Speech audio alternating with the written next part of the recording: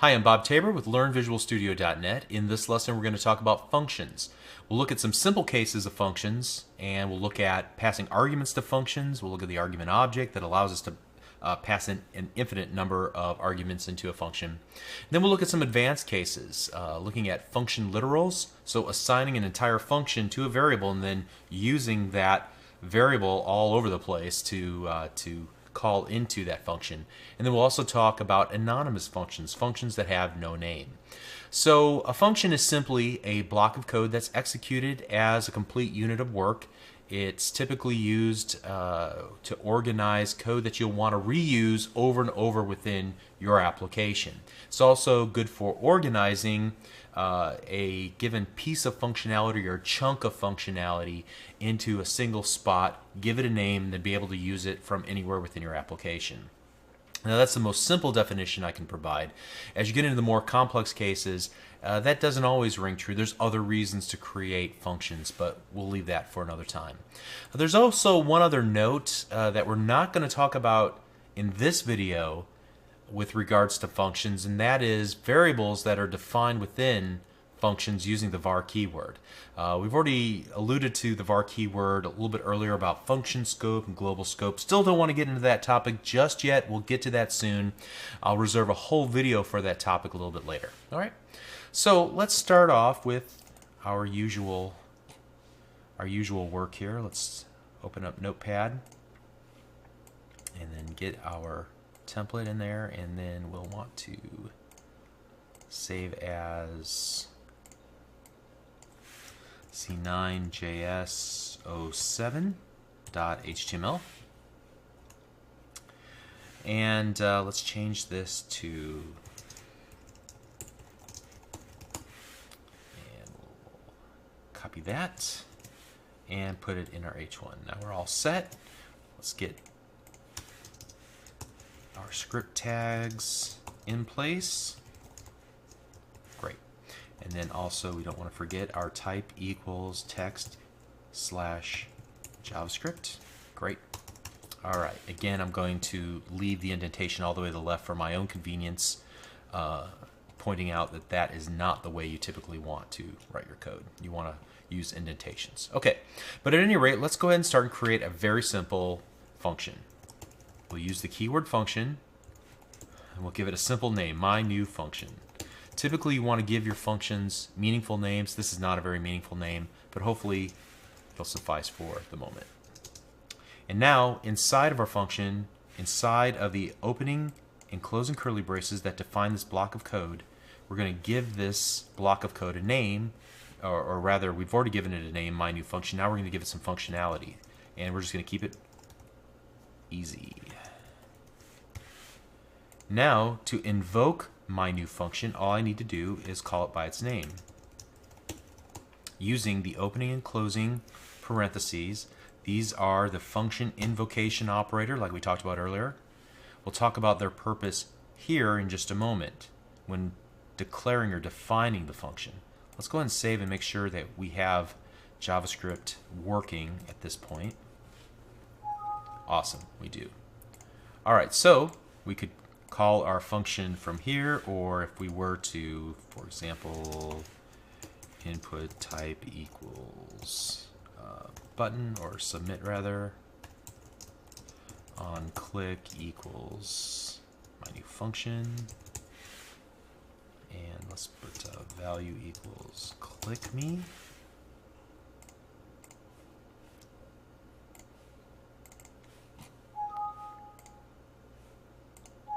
All right, so you saw from that example that I was able to execute this function when our document loaded, and then also whenever I clicked the Click Me button. So it's reusable code. It can be used multiple times. Great. So that's the first version, our simple version of our function. All right, let us define a new function. We'll give it the same name.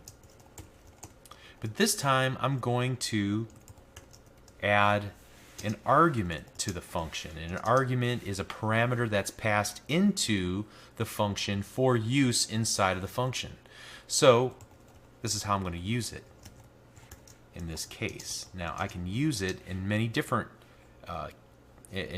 ways depending on the value I expect to be passed in and what I hope to do with it once I get a hold of it. It's used much like a variable. So whatever value is, and I can name it anything I want. Let's name it my value just to prove that. Let's change that to my value. All right. Now, whenever I go to call my new function, I need to pass it a value. In this case, I'm passing it a string value of partner.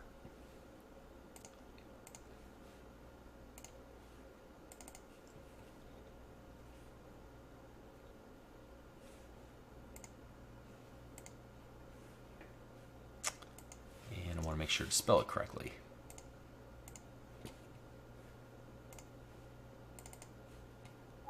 There we go.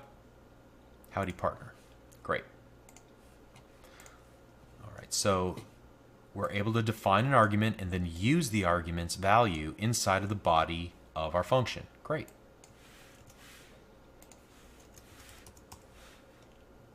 All right, let's take a little departure here and let's create a simple function called add.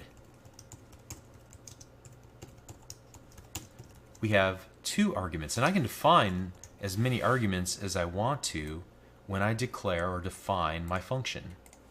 In this case, I'm going to return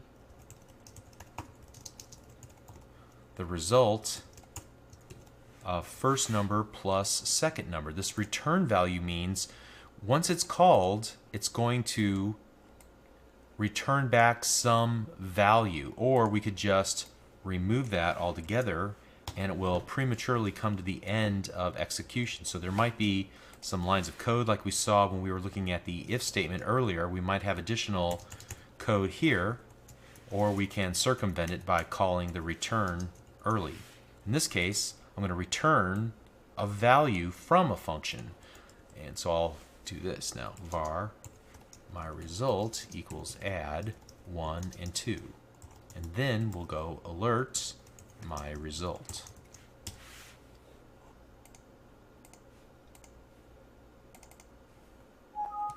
And we get the result of 3. Great. So again, we can pass in more than one parameter, and then we can return a value at the end of the execution of the function. We can capture the value that's been returned and save it into a variable. And in this case, I'm merely displaying that variable in an alert box. Great. Let's continue on.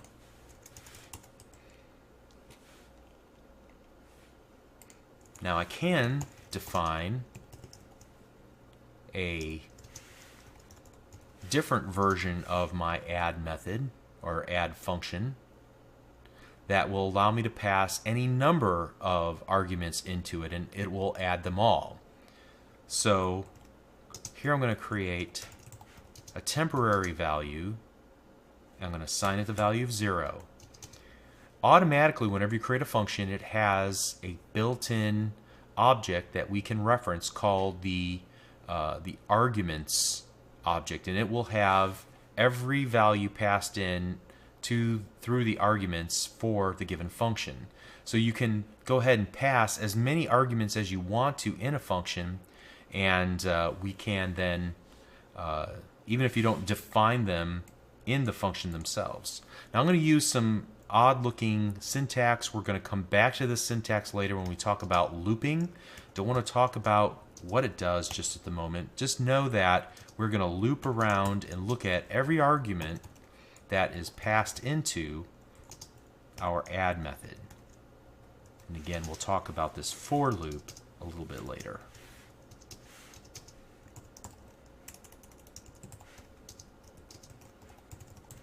Also, I'm going to use this strange open square bracket, close square bracket syntax. And we'll talk about what that does again a little bit later. It's an array. And we'll talk about arrays in its own video. But for now, let's just look at the fact that there's an argument object that lets us add as many different arguments as we want to. So we can do add 1 and 2 and 3 and 4 and 5 together, okay? And we could keep going if we wanted to. But let's see what that gets us. And clearly I've done something wrong here. Let's take a look at it. I think it's arguments.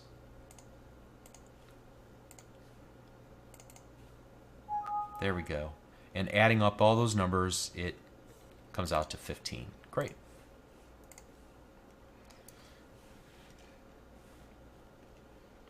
All right, so let's comment all that out and continue on here. All right, so functions have a built-in arguments object, which allows us to get out each of the arguments that we pass in, even if we don't define them up front. Moving on. Here's a fun little exercise.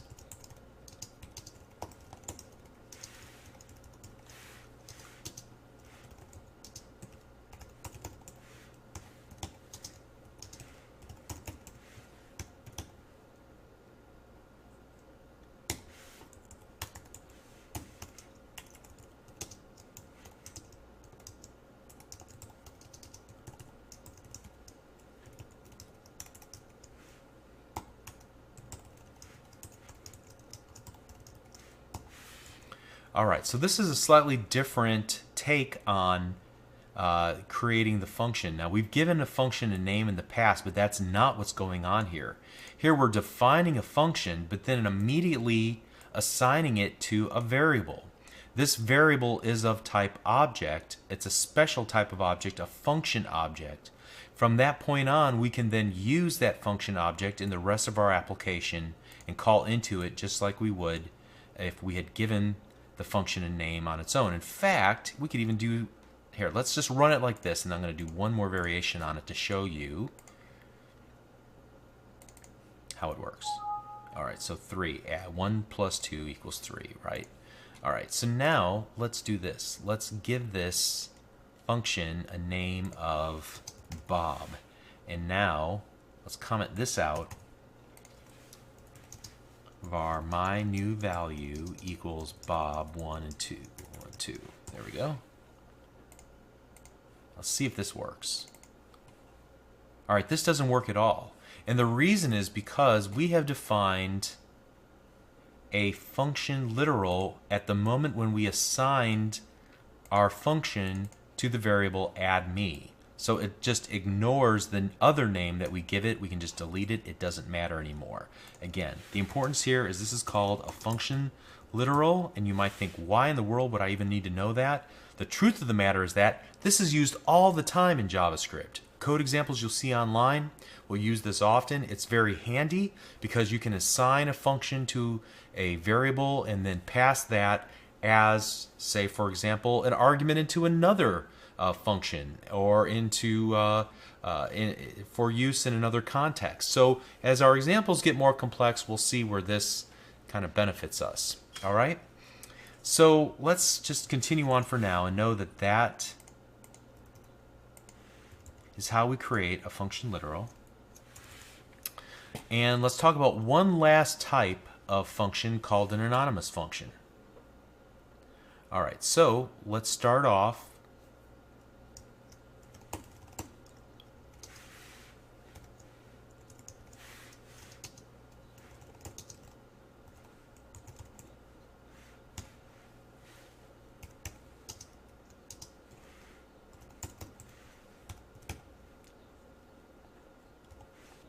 and at this point our function looks exactly like what we did here. We just haven't assigned it to a variable yet.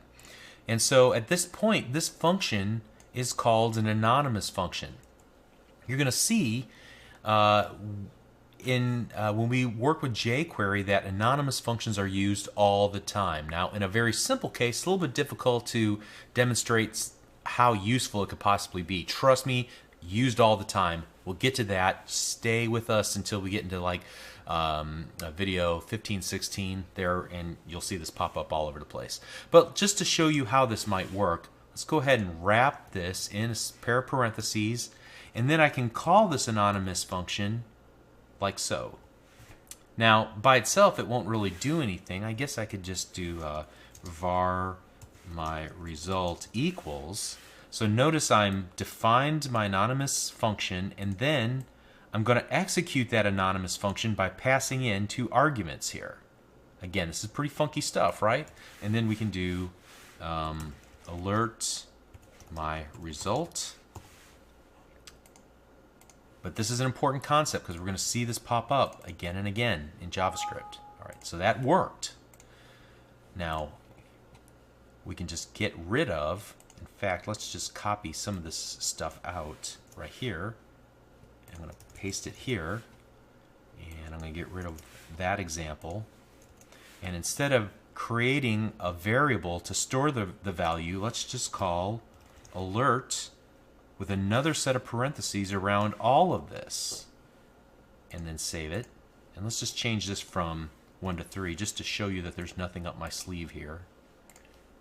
And then execute this, and we should see the value of 4 execute in the alert box. All right, so look how compact we made that through the use of an anonymous function, executing it immediately, all in the context of an alert. A call to the alert function. All right?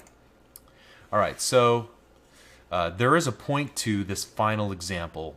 Functions don't need names. They can be defined and passed around anonymously, and again, we'll see examples of this soon. All right, so several different variations on the notion of creating functions in JavaScript. Hopefully nothing here blew you away. You'll use each of these different types at various points. And as I said earlier, functions are really central to how JavaScript operates, whereas classes and objects are more central to other languages like C# and Visual Basic and so on. All right, you're doing great. Continue push forward. We're getting closer to some really meaty stuff. See you in the next video. Thank